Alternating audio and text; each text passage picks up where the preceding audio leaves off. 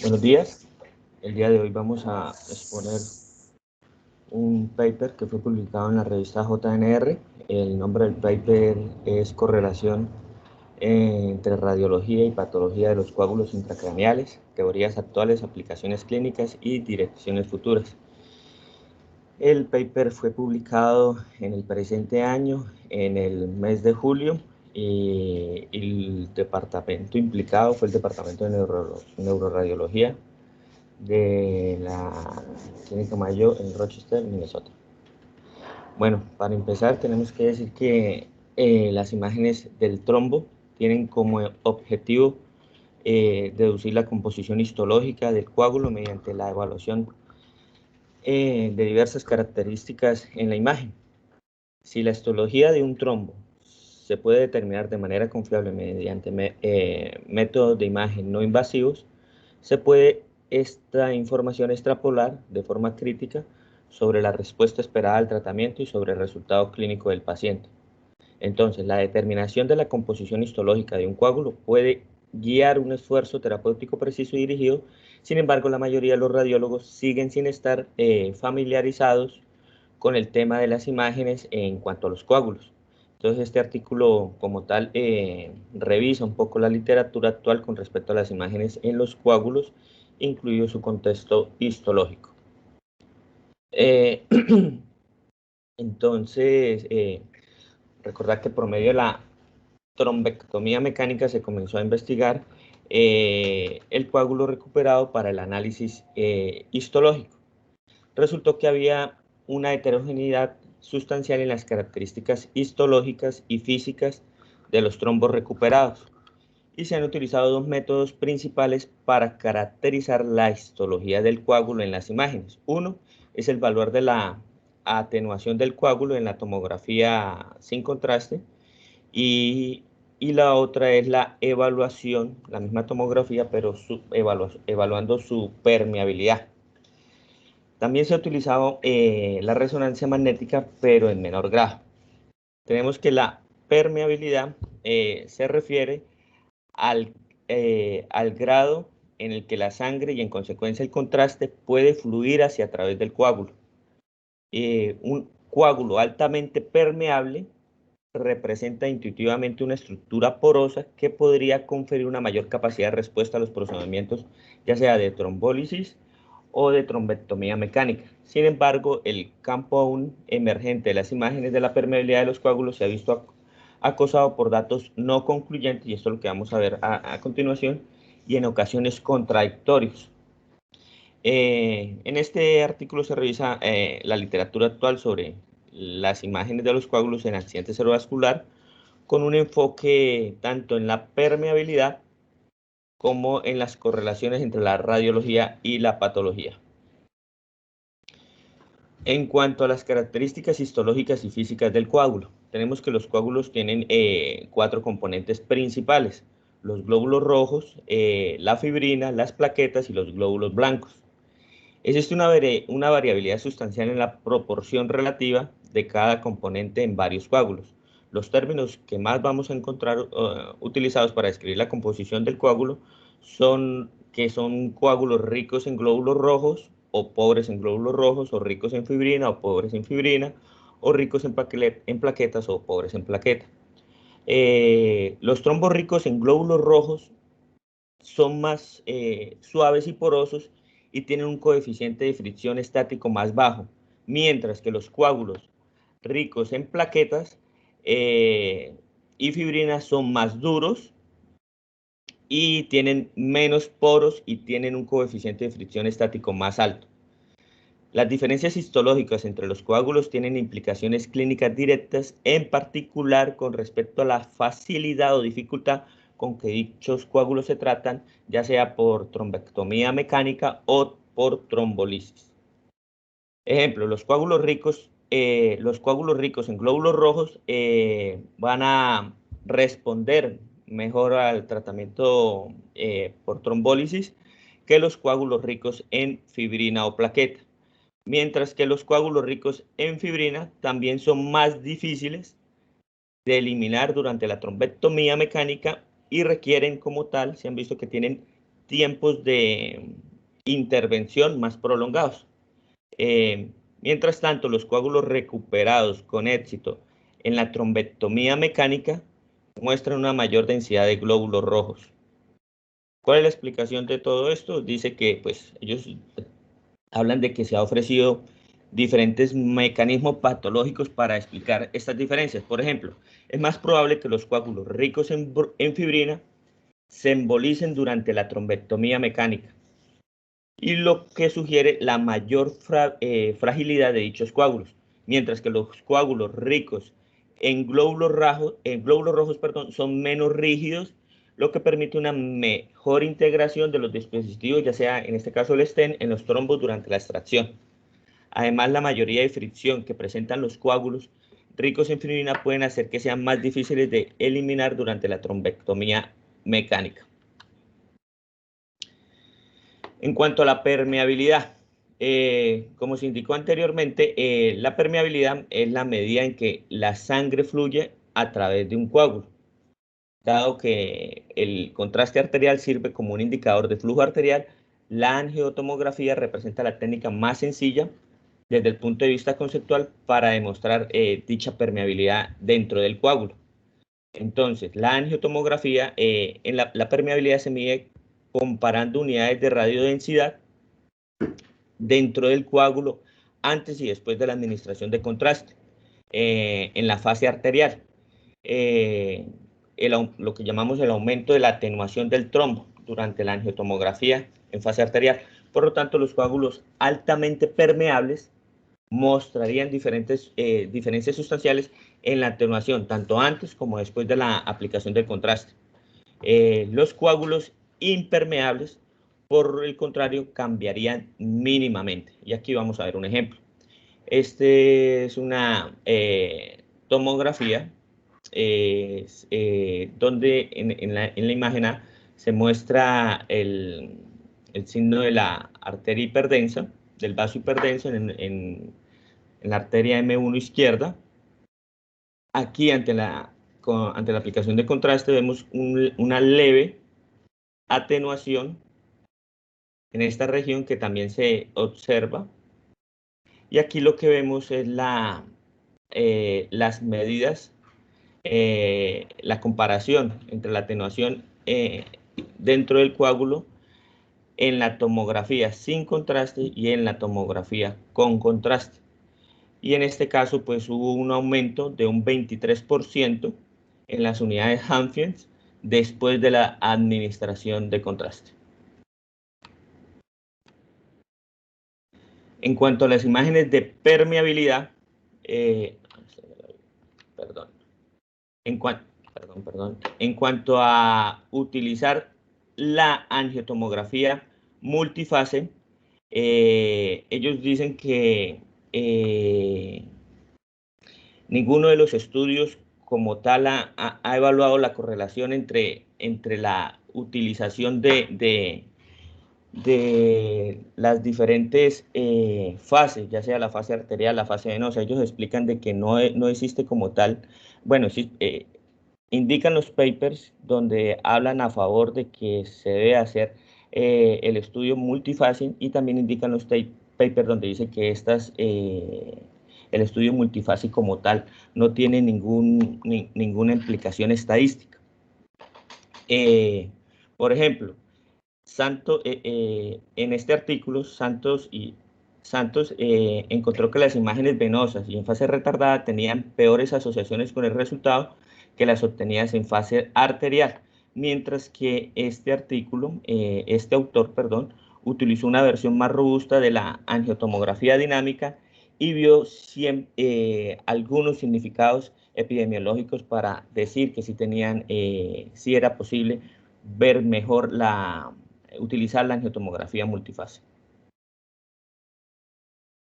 En cuanto a la correlación histológica, los métodos más comunes de evaluación de los coágulos son la atenuación absoluta, la atenuación relativa y la presencia o ausencia de un signo de la arteria cerebral media hiperdensa. La atenuación absoluta se determina midiendo un ROI dentro del coágulo a lo largo del curso del trombo. mientras que la atenuación relativa se determina comparando este cálculo con medidas similares en la arteria contralateral.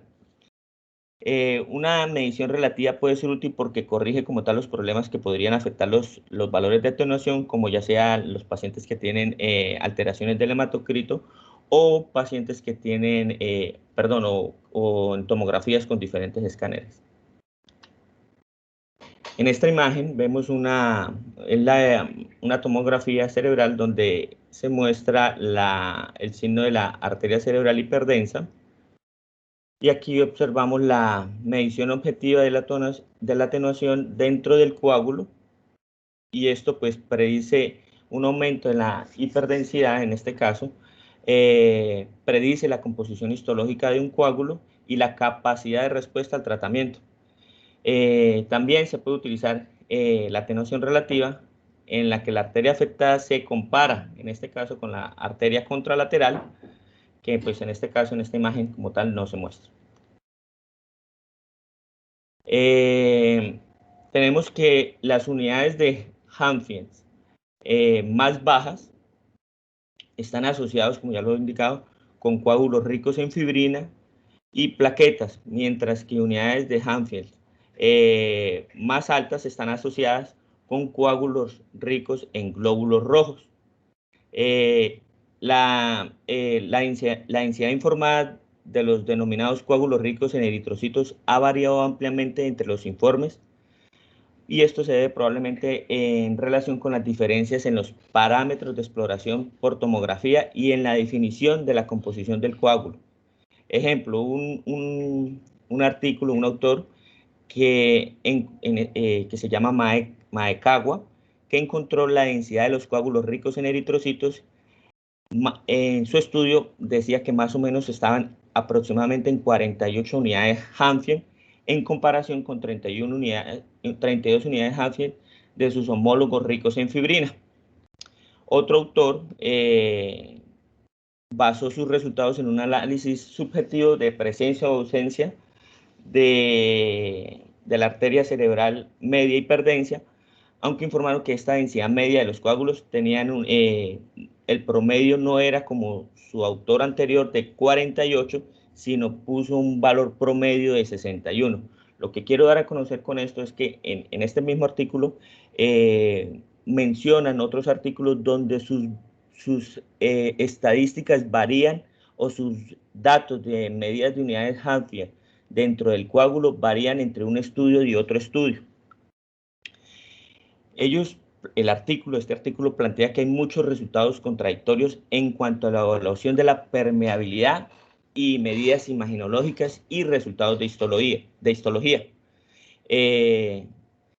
También hacen un análisis de por qué pueden tener tanta variabilidad estas medidas, y ellos afirman que estas inconsistencias en la metodología estadística podría haber contribuido como tal a la variabilidad de los estudios, y plantean que probablemente fuese por el tiempo de obtención de las imágenes, que no se midió en cuánto tiempo llegó el paciente, tampoco en cuánto tiempo hubo esa recuperación del coágulo, y que esto pudo haber influido en esas inconsistencias epidemiológicas. En este artículo también mencionan que los coágulos experimentan como tal una contracción natural con el tiempo, y este tipo de evolución histopatológica podría también haber tenido un impacto potencial en estos resultados. Hablan también de que existe la variabilidad en los resultados. También se podía plantear la posibilidad de que estas diferencias observadas estuvieran relacionados con marcadores histológicos que aún no se han evaluado específicamente, y ello tal de los marcadores histológicos, que son las trampas extracelulares de neutrófilos, que llaman NET, y el factor de von Willebrand. En cuanto a la respuesta al tratamiento, tenemos que en general, cuanto más denso, es decir, en cuanto mayor atenuación tiene el trombo, mejor parece responder el coágulo, tanto a la terapia intravenosa como a la trombectomía mecánica. El presente autor, por ejemplo, reportó una recanalización exitosa en el 79% de los trombos hiperdensos, pero tan solo en el 36% de los trombos isodensos. Múltiples estudios han demostrado que la permeabilidad basada en la mayor atenuación del trombo predice una mejor recanalización en los pacientes tratados con TPA. En la teoría que ellos plantean, la capacidad de respuesta superior de los coágulos permeables está relacionado con la mayor capacidad que tiene, en este caso, el medicamento, el TPA, para viajar a través de del coágulo y por lo tanto actuar sobre él. De forma similar, como entraría también el contraste y evaluaría la toma del contraste del coágulo. Varios estudios también han explorado la asociación entre la permeabilidad de los coágulos en las imágenes y el grado de éxito durante los intentos de trombectomía, como ya lo dijimos anteriormente. Por ejemplo, al examinar los resultados de un ensayo, el ensayo cardiovascular que tiene estas siglas, COMPASS, encontraron que la permeabilidad se asociaba con intentos exitosos de trombectomía mecánica. Aquí lo que podemos ver una gráfica es donde muestra el resumen en cuanto a la histología del coágulo, el tratamiento, la respuesta al tratamiento, y en cuanto a las imágenes, tanto en resonancia, angiotomografía y tomografía sin contraste. Aquí tenemos que el método de medida como tal fue en las unidades Hanfield, en la tomografía sin contraste. Aquí vemos que en la angiotomografía la unidad de medida fue la toma del contraste la toma del contraste dentro del coágulo. Y en cuanto a la resonancia magnética, la secuencia que utilizó son las ponderadas en susceptibilidad magnética. Tenemos que en cuanto a la correlación histológica, la tomografía sin contraste, a mayor unidad de Hanfield, está relacionado con mayor cantidad de glóbulos rojos y menor cantidad de fibrina y plaquetas. Y esto se asocia a una respuesta terapéutica favorable. En cuanto a la angiotomografía, los datos como tal, ellos lo resumen como contradictorios, pero en cuanto a la correlación histológica, pero en cuanto a la respuesta terapéutica, sabían que a mayor toma de contraste del coágulo, del trombo, tenía mayor respuesta terapéutica favorable. Y en cuanto a la resonancia magnética, tenemos que las imágenes de susceptibilidad magnética iba a haber mayores imágenes de susceptibilidad magnética si el coágulo, el trombo, estaba compuesto por glóbulos rojos, y no iba a ser tanto si estaba con contenidos de fibrina y plaquetas. También hicieron una